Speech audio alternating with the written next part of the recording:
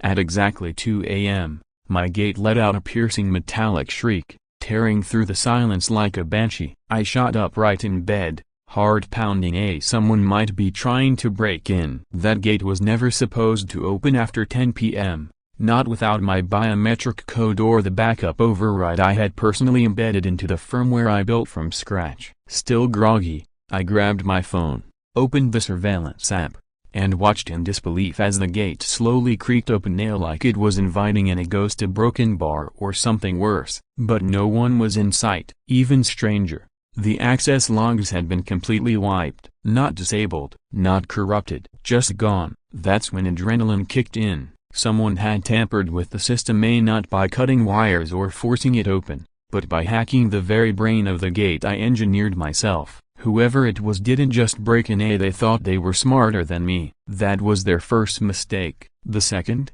leaving a handwritten note zip-tied to the gate, for community access, HOA compliance board. Right then, I knew exactly who it was. Karen. I'm Alex Carter, a cybersecurity consultant by trade, and a firmware engineer by passion.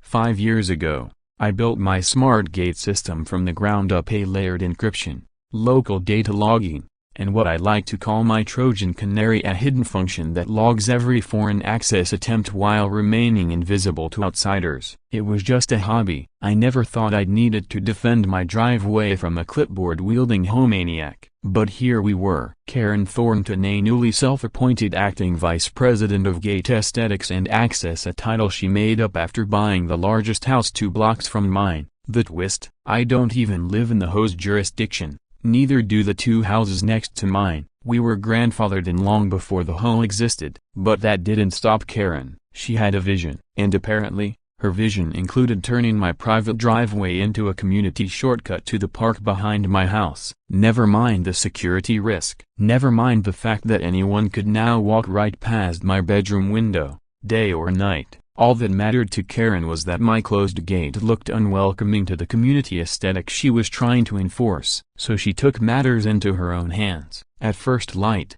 coffee in hand, I stepped outside to assess the damage. There it was, my sleek black, laser-cut steel gate hanging slightly ajar, like someone had just wandered through. Taped to it, in obnoxious neon pink duct tape, was the infamous Karen note. As I looked up, I saw her strutting down the sidewalk in a velour tracksuit, her little white dog zigzagging on a retractable leash like it had a mission. She waved cheerfully, as if nothing had happened. "Good morning, neighbor," she chirped. I didn't reply. She walked right up to me, like this was a casual Sunday chat. "I hope you don't mind," she said, voice syrupy sweet with fake concern. "We had to fix your gate. It was malfunctioning." Malfunctioning. That word nearly made me spit my coffee. My gate ran smoother than any commercial system in the area. I had just updated its software last week. I leaned against the frame, arms crossed, trying to stay calm. "You hacked my gate,"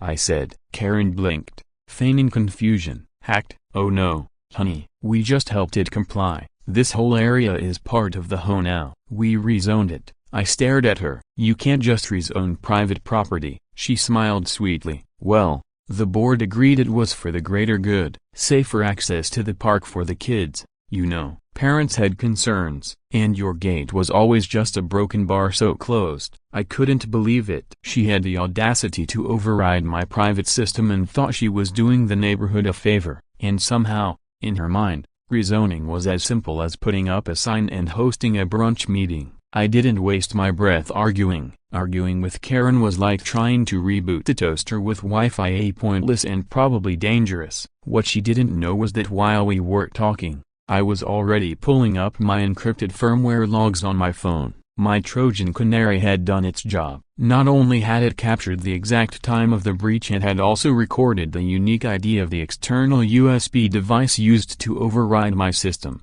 Whoever did this had bypassed the user interface completely and injected raw code using a custom exploit. The exploit only worked if someone had local access and administrative credentials. This wasn't the work of some teenager with a laptop. This was intentional, targeted access by someone who either knew exactly what they were doing, or followed very specific instructions. Later that afternoon, I reviewed my camera footage. My system captures multiple angles, including night vision with infrared A, and I found something even more telling than I expected. At 12:43 a.m., there she was, Karen, wearing a hoodie, crouched in front of my gate's control box, a flashlight clenched between her teeth, a USB stick in her hand. And she wasn't alone. Beside her was a man, probably someone she hired, holding the control panel door open. Karen plugged in the drive, tapped rapidly on the interface for about 3 minutes, and then walked away. She was methodical, not just poking around. Someone had either given her a script,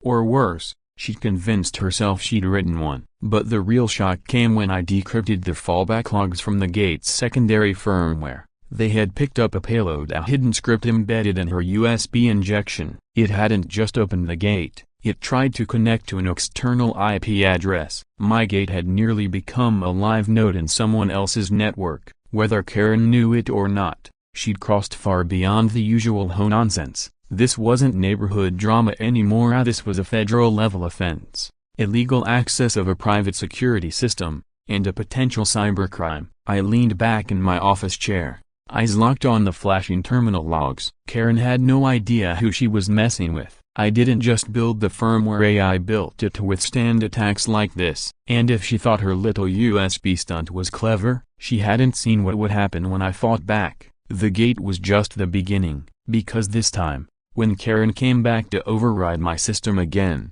the firmware would be waiting for her. It would capture her name, her device ID, her face, and a complete digital footprint. And it was going to be glorious. The morning after discovering Karen's midnight sabotage, I dug deeper into what exactly she and her shadowy tech assistant had done. The override script they used was smart. I'll give them that. It wasn't just a one-time brute force injection. It was designed to maintain long-term access, reroute security logs, and keep the gate open between 6 a.m. and 10 p.m., making it seem like a new schedule had been set. Even more bold, they'd programmed it to bypass the manual lockout switch I had hard-coded into the control casing. That meant they'd either studied my firmware broken bar or got dangerously lucky. Either way, I wasn't taking any more chances. I spent the rest of that morning with a USB debug tool in one hand and coffee in the other, digging through every layer of injected code.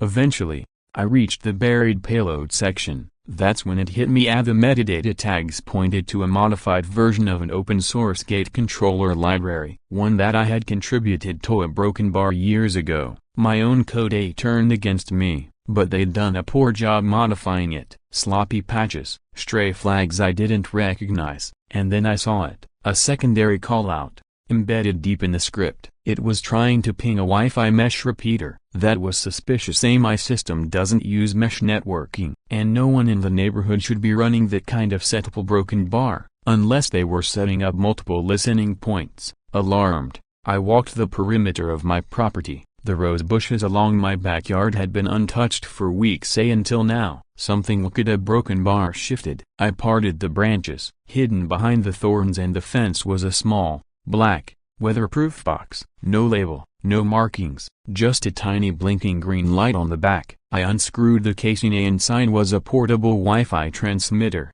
complete with an SD card. Karen wasn't just opening my gate, she or someone working with her was listening. I yanked the device out of the bush and pocketed it. As I made my way back toward the house, I scanned the lawn and drew line. It didn't take long. There under the eave near my garage another device. This one cleverly disguised as a security motion sensor. Only a broken bar. I never installed it. That made 2 hidden transmitters in under an hour. This wasn't just nosy neighbor behavior. This was planned, coordinated, and based on the way the software was targeting my gate. I had a strong hunch. These devices were planted to monitor, and possibly intercept my system's commands. That's how they spoofed my encryption check. They weren't smarter than me, they'd just cheated. That afternoon, I got serious. I began a full sweep of my property using a portable RF scanner. Within an hour, I'd uncovered 2 more hidden transmitters, one behind the grill on my back patio, the other half buried and mulched near the edge of my property line. I also found fresh footprints in the dirt, 2 sets. One matched Karen's boot prints from the night before, the other was larger, probably the guy she brought along. I documented everything, photographed the devices, bagged them in anti-static pouches, and uploaded all video evidence and firmware logs to a secure, encrypted vault in the cloud. I wasn't ready to go to the police just yet, not until I understood the full scope of what I was dealing with. So I kept digging. That's when I discovered something tucked away in the HOA's public records.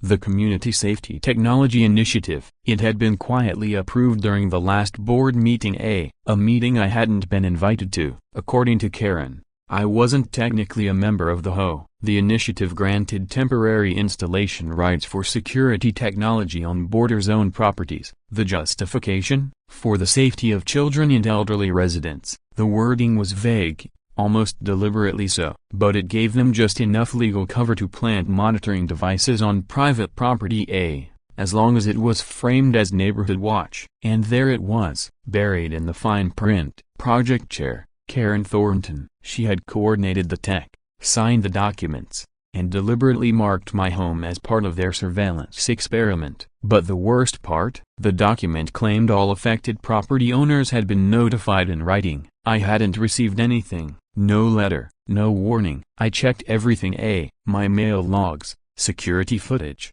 even my spam folder. Nothing, just a hacked gate in the dead of night, and a backyard full of spy gear shoved into my hedges. That was it. Time to confront her, but not at her home. No way that would let her control the narrative. Instead, I waited for the monthly HOA Community Coffee Hour, an event Karen loved to host every second Saturday, held on the clubhouse lawn, where she'd usually float around in a pastel sweater set, greeting people like she ran a private country club. I arrived in jeans and a hoodie, a folded binder under one arm, expression neutral. As I approached the crowd, I spotted Karen laughing with two older couples by the refreshment table. When she saw me, her smile faltered just slightly. "Alex," she said, syrupy sweet. "So glad you could join us." "I've got something to share," I said, holding up the binder. "I think the board should see this." Before she could respond, I stepped to the nearest folding table,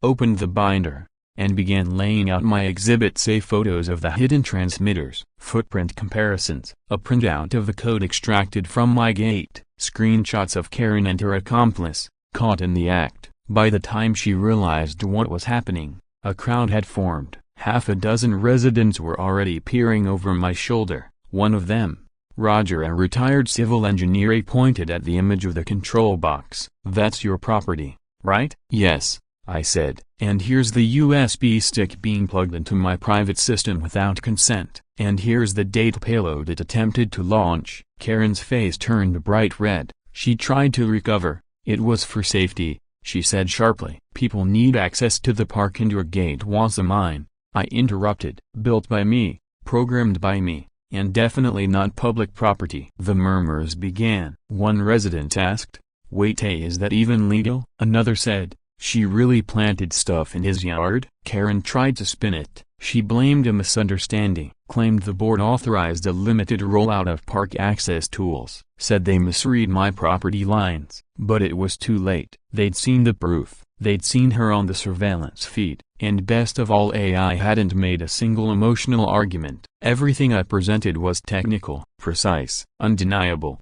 Then she snapped, "Well, maybe if you weren't so paranoid about your gate, people wouldn't feel so excluded," she hissed. And just like that, the room shifted. I didn't have to say a word. The HOA members exchanged looks. The tone was different now, skepticism. Karen had overplayed her hand, tried to act like a savior, while playing tech spy in the middle of the night, and left a paper trail to prove it. I calmly gathered my documents, nodded to the group, and walked away. But I knew this wasn't over. Karen wasn't the type to back off. And if she thought that little public embarrassment was the end of it, she had no idea what was coming, because next time she tried anything, I wouldn't just have video and signal logs, I'd have her entire operation mapped, traced, mirrored. 3 nights later, I was ready. Everything was in place. I'd reprogrammed my gate with a retaliation protocol, disguised as a firmware patch. From the outside, the system looked normal. The logs were clean. The security keys responded like usual, but hidden beneath it all was a silent trigger. The moment an unauthorized device tried to connect to my system again, The gate would launch a lockout sequence and begin quietly transferring every byte of data from the attacker's device to my off-site server. The intrusion would also trigger HD cameras I had repositioned around the control box complete with audio recording. Karen wouldn't even know what hit her. All I had to do broken bar was wait. And based on her personality, I knew she wouldn't let it go. At exactly 12:19 a.m., the alert came in. Motion detected. Driveway gate. The camera feed went live on my phone. There she was, hood up, flashlight glowing from her phone into the metal panel. And beside her, same guy as last time, mid-40s, jeans, windbreaker. He pulled open the control box. Karen slid in a fresh USB stick. She didn't look nervous, just irritated.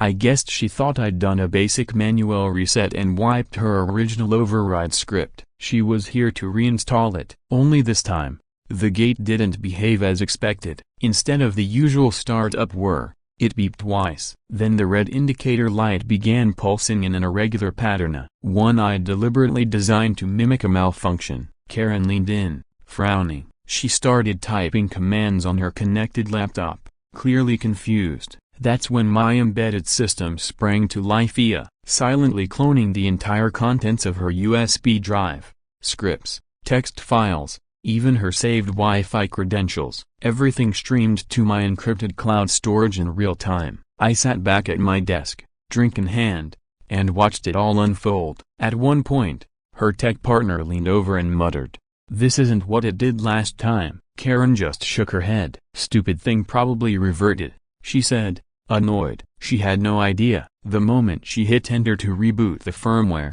the system didn't just lock her out, it triggered the next phase, a playback protocol. From a hidden speaker behind the gate column, a calm synthetic voice spoke, "Unauthorized access detected. Your device ID and credentials have been recorded. Step away from the gate." Karen jumped like she'd been shocked. Her partner spun around, eyes scanning the street. They yanked the USB stick out and slammed the panel shut. Karen hissed something I couldn't make out, and the two of them fled, vanishing into the dark sidewalk shadows. I leaned back, smiled, and opened the incoming data logs. Her USB drive hadn't just contained a script, it was a goldmine. There were folders labeled in plain English: access routes, target properties, worst offenders. Each folder contained documents listing homes in the neighborhood. Next to each address were detailed notes: which owners had refused to join the HOA, who had problematic fences, who had contested fines. Each entry included comments. Karen's comments, things like,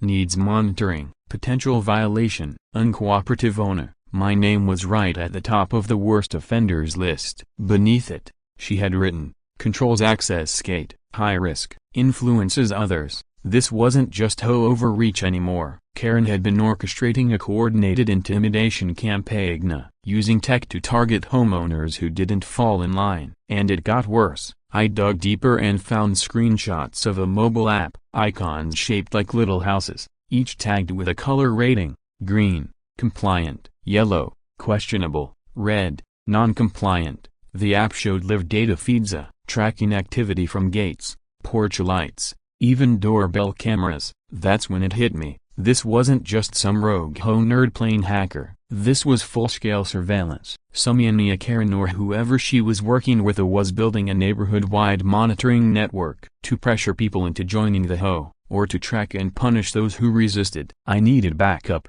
I reached out to Matt, an old friend from my white hat hacking days. He worked for a regional cybercrime division now. We'd collaborated before, and I trusted him. I sent him a compressed package with a summary of everything I'd uncovered. I asked him one question: does this cross the line from HOA abuse broken bar to something criminal? Minutes later, he called me. There was a pause on the line. Then, holy hell, he said. Do you have full copies of the scripts and recordings? I do. He exhaled sharply. What you've got here, he said, might not just be HOA overreach. It looks like multiple privacy violations, maybe even unauthorized surveillance under state and federal law. It was more than digital surveillance, it was potentially criminal. Matt agreed. Unlawful access, privacy violations, possibly even trespassing. He told me someone from his cybercrime unit would begin a quiet investigation. In the meantime, He advised me to stay low, don't confront her again, don't reveal what I knew, let her believe I was still in the dark. That was fine by me, but I wasn't about to sit on my hands. I created a burner account and crafted a sanitized version of the story stripped of identifiers, locations, and names. I posted it to Reddit under the title, HOA Karen hacked my gate. I didn't realize I wrote the firmware. I included blurred photos of the USB, redacted screenshots of her surveillance app, and audio from the night she tried the override. Within 12 hours, the post blew up. Tech bloggers started dissecting it. Cybersecurity influencers praised the gate trap, calling it a prime example of passive counter-intrusion design. Karen's voice from the audio, a confused and angry, became a meme. Reddit nicknamed her Override Karen. The story hit the front page and spread to YouTube breakdowns. By the end of the day, I sat back in silence and watched the internet start dismantling her, without even knowing who she was. But this was never about viral fame, it was about stopping her. The gate had only been the beginning. If she'd planted hardware on my property, odds were she'd done it elsewhere. That evening, I drove around the neighborhood with my portable RF scanner running. Sure enough, I picked up 3 identical signal signatures outside homes I knew didn't belong to home members. I took down addresses and knocked on a few doors. At 2 homes, the residents were completely unaware. One was an elderly couple. They hadn't even noticed the small, black device hidden behind their flower bed. I showed them what it was, explained what it did, showed them where I had found the same thing at my place. They were shocked and furious. I encouraged them to report it and gave them my contact info. Karen hadn't just crossed a line. She built a digital trippa and wrapped it in HOA authority to make it look legitimate. This wasn't policy enforcement, it was predatory surveillance. A quiet intimidation campaign to push non-compliant residents into submission. But now she was exposed. Even if she didn't know it yet, the gate logs, the USB clone, the buried transmitters, her rating app, all of it was cataloged, timestamped, and backed up across 4 encrypted servers. And more was still unfolding. The final nail would come once Matt's team accessed her cloud backups. They had the credentials now thanks to her own USB stick. Once inside, they'd have everything: emails, source code, logs, maybe even a map of every device she deployed. Karen had wanted control. She hacked, she trespassed, she lied, and she made one critical mistake. She picked a fight with the one person in the neighborhood who could beat her at her own game. Now, the firmware she thought she'd outsmarted had turned into a trap of its own. Her own tools were being used to trace, mirror, and expose her. By the 4th day after her late-night stunt, the whole neighborhood was buzzing. Rumors were flying, whispers about surveillance, about hidden transmitters, about Karen's creepy tech experiments. But none of it compared to what was about to happen. I had stayed silent after the Reddit post. No comments, no follow-ups, no clarifications. I let the internet's momentum carry the starma, while quietly feeding everything to Matt's team. USB logs, firmware trails, audio clips, MAC addresses, app metadata, all of it documented, verified, and now forming a case with teeth. Karen? She was still smiling, still hosting coffee hours, still acting like queen of the hoe. She had no idea the walls were closing in. And then came the monthly home meeting, held in the community clubhouse. Just another routine session at least, that's how it was supposed to go. But by now, everyone had heard something. No one knew who the original poster was, but everyone had seen the screenshots, and everyone had heard Karen's panicked voice in the gate audio. I arrived late on purpose. The community clubhouse was packed with folding chairs, lukewarm coffee, and that ever-present tension unique to home meetings.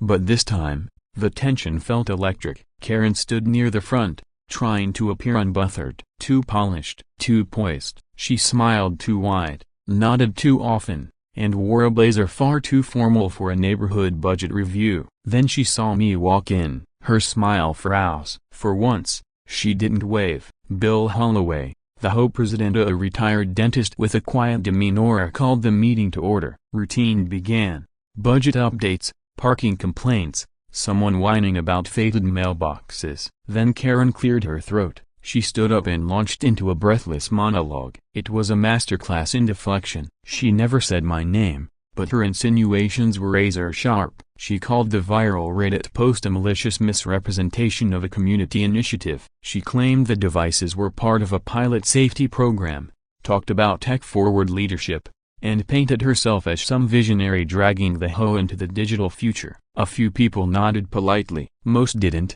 Then I stood up. I didn't speak at first, just reached into my bag and pulled out a stack of manila folders. One by one, I handed them to each board member. Silence fell. Inside was a full technical dossier, timestamps of Karen's breach attempt, high-res photos of the hidden devices, metadata showing those devices were pinging her home Wi-Fi, screenshots of her custom surveillance app. But the final page hit hardest, a list of properties labeled as non-compliant, each with no TESA written in Karen's own words. Target.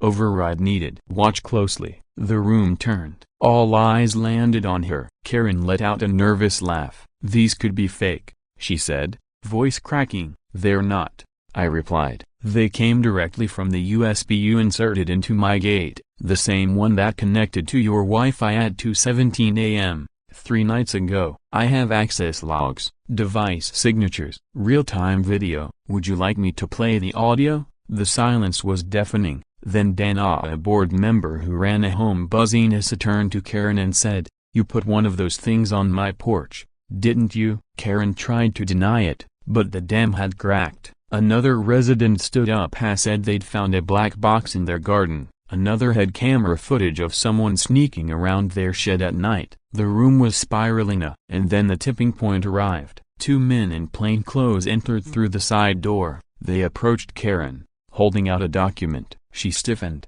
"Excuse me, this is a private meeting," she snapped. One of the men replied, calmly, "Ma'am, we're with the State Digital Crimes Task Force. You've been named in an ongoing investigation involving unauthorized surveillance, property trespass, and digital intrusion." The room stopped breathing. Karen opened her mouth. Nothing came out. She grabbed her purse, tried to push past Thema, but they gently blocked her path, speaking in low tones. No handcuffs, but no doubt, she was being taken in. Once the door shut behind her, chaos erupted. People stood, shouting questions, demanding answers. Some were angry, others were just scared. The HOA president looked like he'd swallowed a stapler. I didn't say much, just handed a flash drive to the board containing full copies of everything, firmware logs, timestamps, backups. Then I nodded and sat back down. No need to rub it in. Karen had already done that herself. By the end of the meeting, the board suspended all surveillance programs indefinitely, promised a full audit of devices around the neighborhood, removed Karen from the HOA, pending investigation, agreed to re-examine every policy she had pushed through over the past year. I knew most of it was damage control. They were scared, rightfully scared of lawsuits. But it was a start. That evening, I got a message from Matt. Karen's devices had been seized for forensic analysis. Preliminary reports confirmed what I already suspected. Each unit had been custom configured from off-the-shelf parts. They weren't just smart sensors, they were surveillance tools listening in on local networks, sniffing data packets, mapping connections. The devices hadn't just monitored Wi-Fi, they were sniffing traffic from smart thermostats, cameras, anything with a signal. It wasn't just invasive, it was illegal. And it was intentional. Matt said charges were being prepared. She probably wouldn't see prison time, but the fines would be enormous. And the civil lawsuits were already brewing. The elderly couple I'd helped, they filed a notice of intent that very morning. That night, I stepped outside, took a deep breath, and stared at my gate. It stood silently in the dark, matte black, sensors humming just beneath the surface, a monument to restraint. It had protected me better than any HOA form, lawyer, or alarm system ever could. I walked up to the control panel, plugged in one final update, a live notification system. Now, if anyone even touched the internal hardware without a verified fingerprint, I'd get a ping instantly, just in case anyone else ever decided to be clever. The next morning, a local news van showed up. Word had gotten out. They wanted interviews. I declined. This was never about fame. It was about something far simpler: control over my own property, my own privacy, and the satisfaction of knowing that the best revenge isn't loud or dramatica, it's precise. Karen had come for my gate with a smug grin and a USB stick, but she'd forgotten one simple fact: I built the firmware, and you can't override the system when the system already knows you're coming. Later that night, as the Reddit thread continued climbing, I opened a new project folder on my desktop. I labeled it Gate Protocol V2, because in a neighborhood where people like Karen exist, you never stop building defenses, you just make them smarter. And this time, they'd be bulletproof. 2 weeks after the meeting where Karen was escorted out by state investigators, the neighborhood had changed. The usual smugness that used to hang in the air like pollen had been replaced with cautious small talk, nervous nods, and polite distance. No one wanted to be the next headline. For the first time in months, I could walk my property line without someone trying to measure my lawn or peek past my fence. But beneath the calm, I knew it wasn't over. Not entirely. Karen hadn't just tried to hack my gate. She had attempted to build an entire surveillance empire, funded by the people she was watching. And while she'd been publicly humiliated and legally cornered, there was still one final task left before I could consider it over. Matt kept me in the loop through encrypted messages. The investigation had uncovered everything. The devices were actively collecting traffic from smart homes. Some had been running brute force attempts against wireless camera feeds. None had manufacturer IDs. All pointed back to a central access point, registered to a fake business Karen had founded 6 months earlier.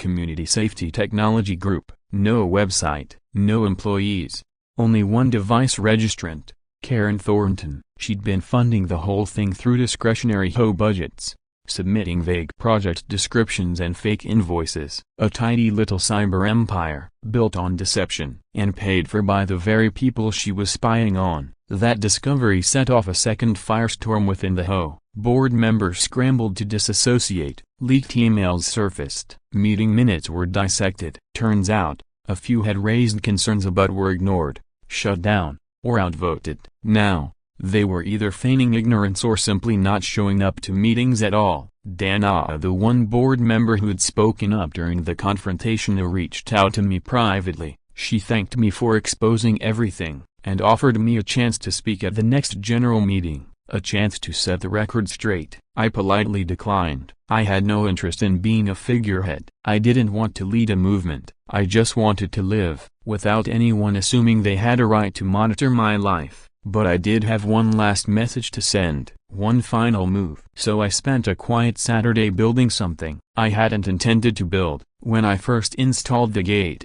I called it the Karen Protocol. It wasn't a weapon, it wasn't a trap, it wasn't a trip, and not in the traditional sense. It was a public statement, embedded deep in the firmware of my gate, a program designed to activate on SIA, and only on SIA, triggered by a very specific event. That event came exactly 3 weeks after the first hack. Karen, in all her stubborn arrogance, just couldn't stay away. She'd gone radio silent after the investigation began. No emails, no online posts, not even her usual home memos. Dead air. Until that Saturday afternoon, I watched from my window as a black SUV crept down the street and stopped just outside my driveway. Tinted windows, engine running, then the passenger door opened. Karen stepped out. She was dressed like she thought she was in a spy thriller. Black coat, dark sunglasses, the works. She scanned the street, checking if anyone was watching, then approached the gate. She reached into her bag. I nearly laughed. She was really going to try it again. Maybe she thought I'd moved on. Maybe she believed the investigation had scared me off. Or maybe she just couldn't help herself. She reached into the panel with a fresh USB stick. The moment it connected, my gate came alive. Red lights flashed across the top bar. A hidden screen flipped open, revealing a simple message: unauthorized override attempt detected. System engaged. A countdown began. 5A broken bar, 4A broken bar, 3A broken bar. Karen stepped back, clearly startled. 0. The gate didn't open to let her in. It opened to reveal something. A second screen, mounted just behind the bars, lit up and began playing a video. Footage of her breaking into the panel weeks ago. her own voice echoing in a frantic whisper. Side-by-side shots of the surveillance devices she planted across the neighborhood. And finally, a clip of the home Edina, the moment she was served by the State Digital Crimes Task Force. The entire video ran with crystal clarity, while security cameras above captured her standing there, frozen, wide-eyed, lips moving but forming no words. Behind her, one by one,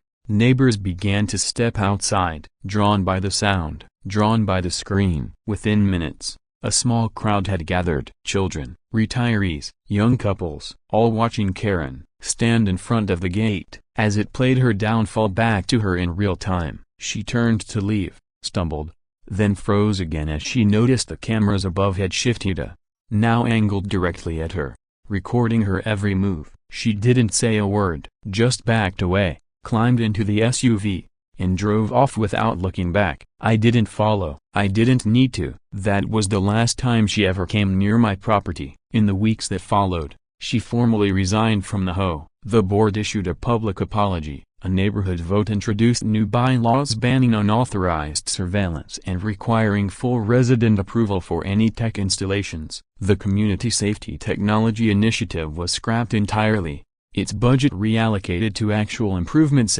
road repairs, better lighting in the park, things people actually asked for. As for me, I returned to my quiet routine. My gate stood stronger than ever, but now it represented something more, a boundary not just of property, but of dignity, of respect. You don't get to bulldoze someone's privacy and walk away like it never happened. Not anymore. I didn't fight back with lawyers or shouting. I used patience, precision, and the kind of tools Karen never saw coming. The firmware remains, and every time I update it, I smile just a little, because buried deep in the code, next to the security protocols and the access logs, is a single hidden line of script, a message no one else will ever see, a reminder of why I built the system the way I did. It reads, "For Karina, you never controlled the gate controlled you, and that's all it ever needed to."